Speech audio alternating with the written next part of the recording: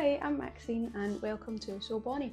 In today's video I'm going to show you how to transform my robin top sewing pattern into a dress with a belt to cinch in the waist. I really love the way this has turned out and I love wearing this dress. It's super smart and also really comfy. I tend to wear it on days where I maybe don't want to wear something super fitted but still want to feel dressy and sort of feminine. The method I'm going to show you today can be used on pretty much any blouse pattern, so you can use this to transform any of your other favourite blouse patterns into lovely dresses. The one I'm wearing today I've made in a viscose twill that I got from Sew Me Sunshine, so I'll make sure to leave that linked in the description box below, and I'll also leave a link to the robin top pattern if you fancy printing it off and following along and doing this yourself. So to start, just cut out your front and back pattern pieces as normal. I've actually went one size up just because I want my dress to have a slightly looser fit, but it's totally up to you. So yeah, this is just the standard front bodice and back bodice. These are the only two pattern pieces we'll need to adjust. We're going to start with the front bodice. So just get yourself some extra pieces of paper so that you can stick some on the end.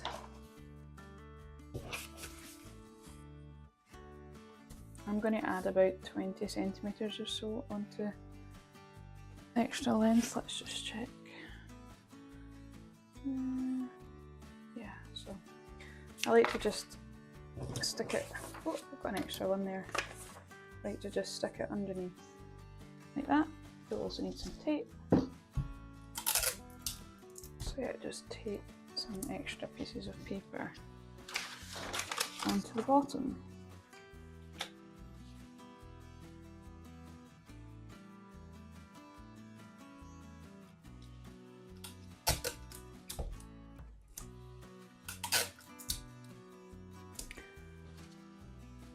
So you can decide how much extra length you want to add. I'm going to add 23.5 centimetres, so that gives me about 20 centimetres extra length, 22 centimetres extra length, and I'm giving myself 1.5 centimetres for the hem. So just add on however much extra length you want to add to this part. And then with that mark there, we just want to draw a line horizontally across. Now I'm using a cutting mat here that's got perpendicular lines. I could also just sort of line my ruler, the flat edge of my ruler, against that edge of my paper to draw a perpendicular line. I've also got one of these which is called a pattern master. You don't need one, but if you're doing a lot of pattern adaptations it's quite handy. It's got a French curve on it and it's got 90 degrees and 45 degree angles, which are quite handy. So for something like this, you would just line up the 90 degree line and then draw a line perpendicular. So once you've extended this out here, you're going to want to just extend this line here. So this sort of slope of the bodice. Again, you just want to keep going at that same angle and draw a line there, and where those two lines meet. So this gives you your new front piece. I'm just going to add another little bit of tape here. So before we cut this out, I'm just going to take a note of this measurement here. So this piece along the bottom is now 37 centimetres. So whatever yours works out to be, just take a note of this measurement along the bottom here. And now we can just cut this out. And that is your front bodice piece ready to go. Now we're going to have to make a little bit more of adjustment onto the back, but we're going to start the same way. We're going to add some extra sheets of paper along the bottom here.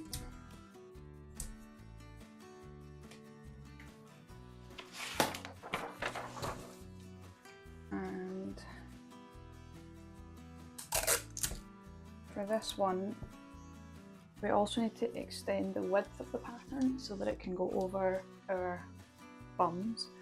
I've forgot to do this the first time I made this dress and it didn't quite make it over my bum. So, lesson learned, and so we'll add some extra paper on here.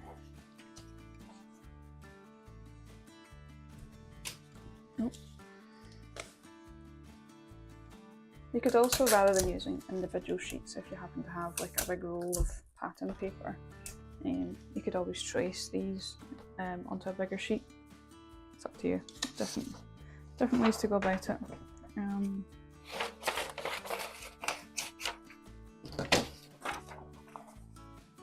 little extra piece for up here. Okay, so starting at this line here, this is the centre back of the pattern. We're going to add on the same amount of extra length we added onto the front, so in that case it was 23 and a half we went for. And we're going to do the same thing as before, we're just going to extend this line all the way out here.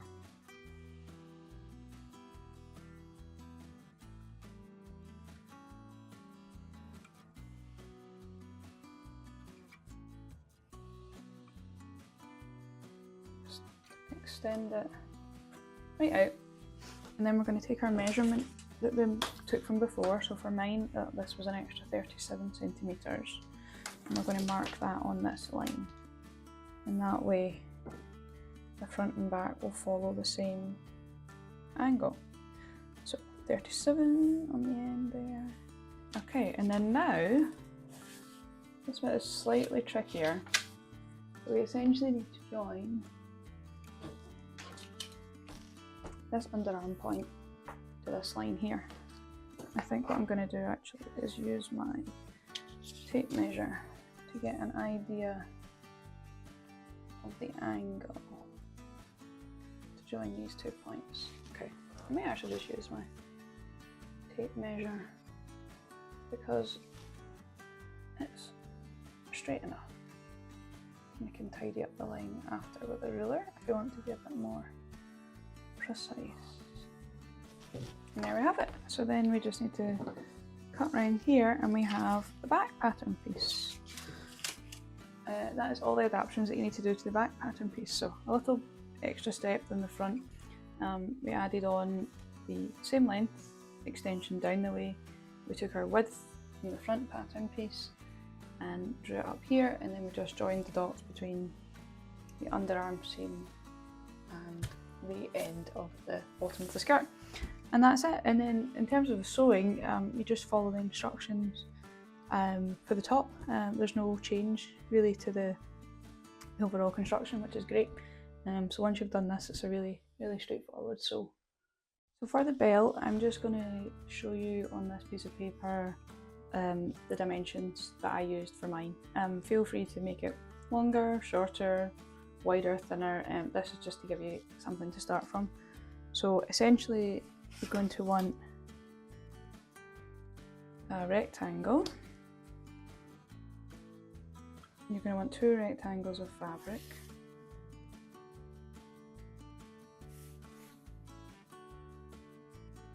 And mine were 90 centimetres in width. So I've got 90 centimetres, and then 90 centimetres in length, and then 20 centimetres in width. And I cut out 2 of these. And then in order to have the point on the end, you're going to want to mark, you're going to want to decide which side is going to be your pointy side. So the idea is one side you'll stitch to the other one, and then this becomes the centre of your belt. So for the other side, you want to mark how steep you want your point to be.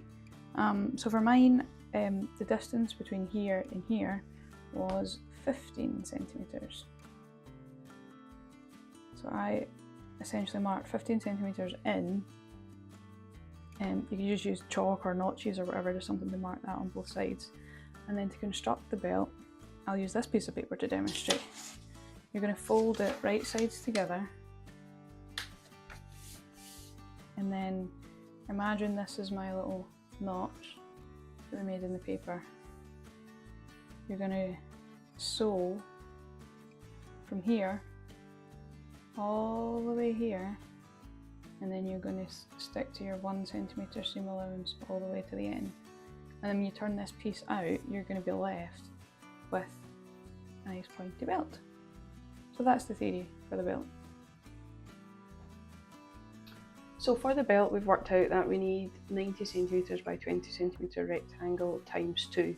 Now we could just draw this straight onto the fabric, but because I'm working with a bit of a slippery viscose fabric, I'm going to make a little template, like a little pattern piece, just because I think that'll be a bit more accurate. I don't trust myself to draw a straight line on sort of wobbly fabric.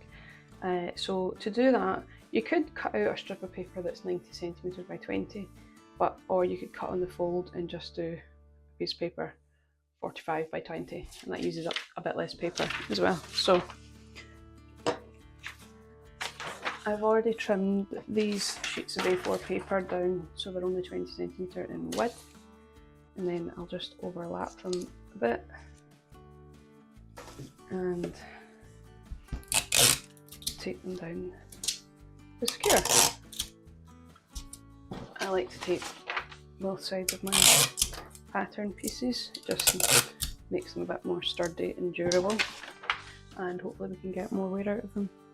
So we said, so half of 90 we need 45 centimetres. Yeah, and we'll draw another wee mark.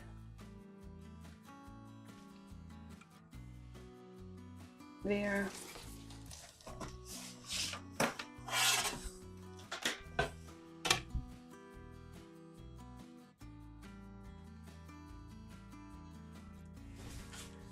Okay, so then we also want to mark in where the notches are so that we can add in the sort of pointed slope. Again, you can make this whatever you want, depending how steep an angle that you want to go for. Mine were 15 centimetres, which is just about there. So that's that. So we only mark these notches on one side of the folded pattern piece. I'll show you when we go to cut it out. So it's always good practice to label any pattern pieces, so that when you find a random scrap of paper, you know that it actually has a purpose. So we'll just call it robin dress, belt pattern, and then we're going to add the markings here, indicating that this needs to be cut on the fold. Again, so we don't forget when we go to do this in the future.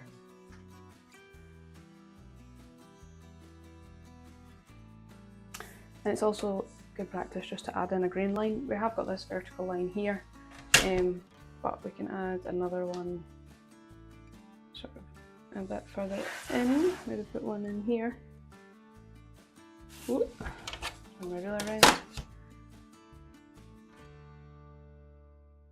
Just add a little grain line here, because we want to lay the pattern piece this way on our fabric. If you imagine the fabric sort of running up and down here, and you've got your folded edge here and your selvage here, in that way it will be running the same direction as the front the main sort of bodice pieces of the dress, particularly if you've got like a pattern or something on it, it will be running the same way. So all we need to do now is just chop this little bit off.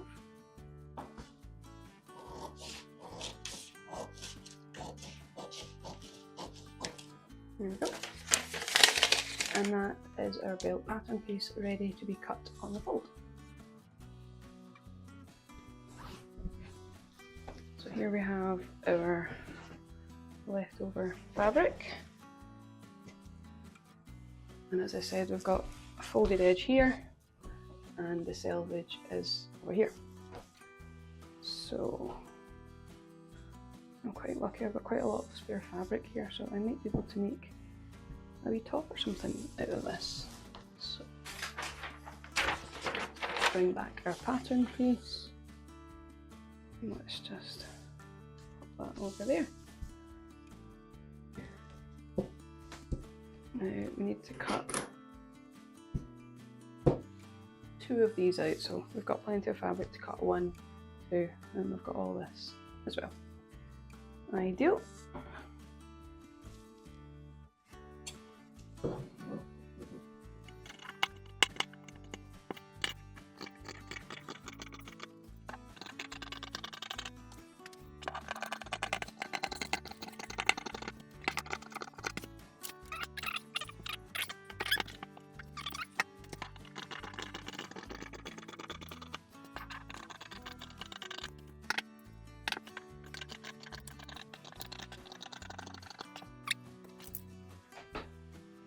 And there we have our 2 belt pieces. One last thing to do is just to mark the notches. So as I said, we only want to mark the notches on one end of each of these. So although we've cut this on the fold, just to make cutting it out a bit easier, one of these ends, for example this bottom one, won't have any notches. So we'll just cut the notch on the top one. And that's because we only want the point on one end. And we'll bring it back onto this and we'll do the same again. We're just putting the notches on to the top layer. Okay, now we're going to assemble the belt. We're going to start by opening up each side, and then we're going to attach these to each other by putting right sides together, and then we're going to stitch along. And we're going to stitch along this edge here, like that.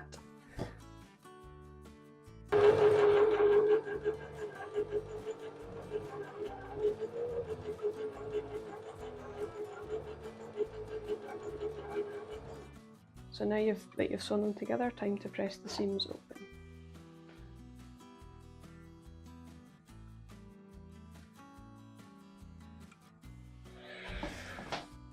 And now we're going to fold the whole length of the belt, right sides together along the long side.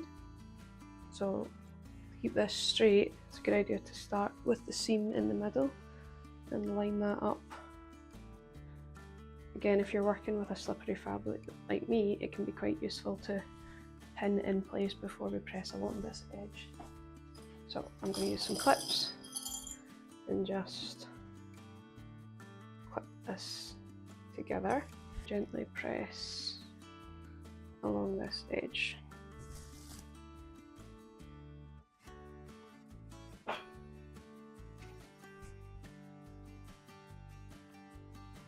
Okay, so now we've got our belt folded long ways, right sides together, and we're going to now mark the diagonal so that we've got a point on the end of the belt. The best way to decide which side of the fabric you're going to mark is to think about what way it's going to go through your sewing machine.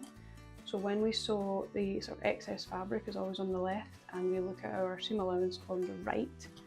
So for me, I would be putting this through my sewing machine this way because I've got my raw edge on this side and my folded edge and my sort of like extra fabric over here. So I am going to mark on this side so that I can see the marking as I'm pushing it through the sewing machine. So basically we're going to identify the notch that we made before, so that's it there, and then we're going to basically draw a line from there to there. Bear in mind there's a 1 centimetre seam allowance, so I've marked this in about 1 centimetre, and then I'm just going to use a ruler, make it nice and straight, and just chop that line on. So that will be the shape of our point once we turn the belt out. Like I said before, you can choose to make this as deep or shallow as you like. That's just the one I've chosen for this one. So again, we need to mark the other side and we'll follow the same principle. We will push it up along our imaginary sewing machine until we get to this end. And again, find the notch, there it's there, mark that there, and mark the corner and join the dots.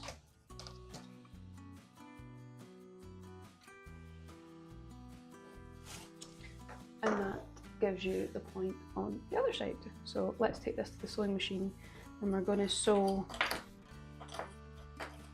starting from this side, we're going to sew along this diagonal line and then use a 1 center seam allowance all the way across. When we get to sort of near the middle, be sure to leave a gap, maybe about this big, or a few inches or so, just so we can turn the belt right through to the right side. The last time I did this, I didn't leave a big enough gap and it was quite a mission to pull it through. So that's my advice, leave a sizable gap for turning through. So let's get this to the sewing machine.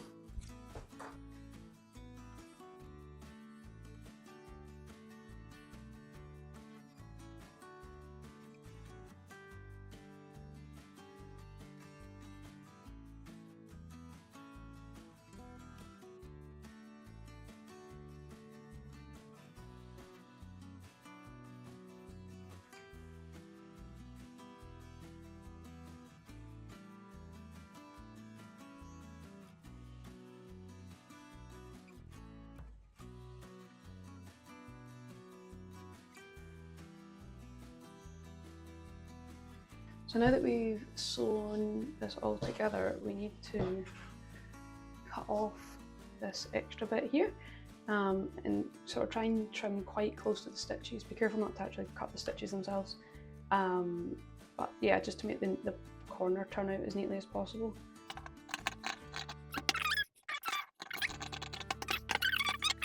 Okay, so now we've got our gap, we can just go in and start pulling the belt through to the right side.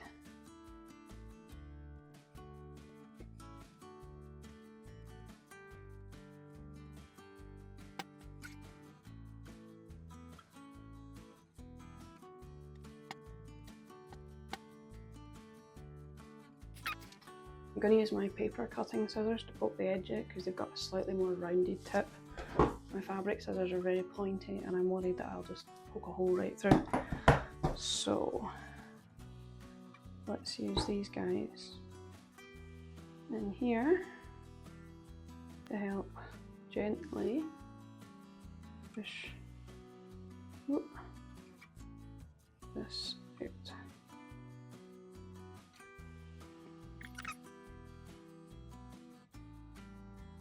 There we go, we're getting somewhere.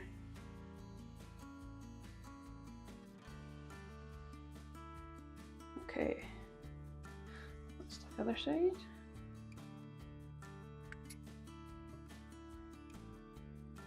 Okay, now we're going to take this back to the ironing board and press it all neatly to the right side.